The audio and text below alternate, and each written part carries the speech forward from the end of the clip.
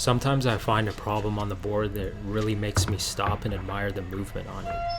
When I climbed this line set by Anglin called Frozen Web at 50 degrees, I knew that this was one of those. Now for a V5 at 50 degrees, I thought this one was quite tough for the grade compared to the other 5s at 50 that I've done. Right now I'm done with my strength phase and I'm back to focusing on footwork, timing, and breathing to name a few things. I'm more concerned with getting my flow and movement back than trying to climb straight onto the board.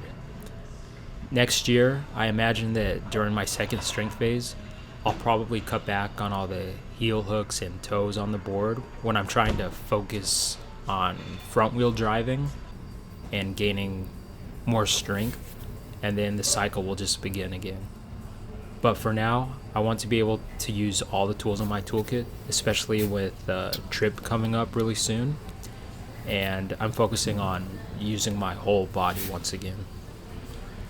I've grown to love the feeling of bearing down on smooth wooden holes under my fingers, and it makes me appreciate any added texture I come across when I'm climbing outside.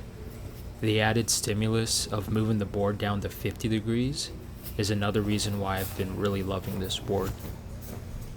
This climb starts on a series of wooden crimps, but with mindful footwork on small wooden feet. I opted for a right heel to stabilize me while I make purchase on that wooden left-hand Gaston. I downflagged to bump into another left-hand crimp.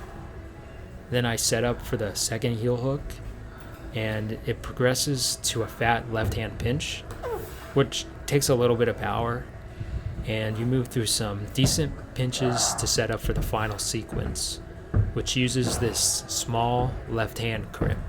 At 50 degrees, this crimp required me to toe down quite hard on the left foot, and I imagine if someone just broke into 5s, this would be quite a tough move.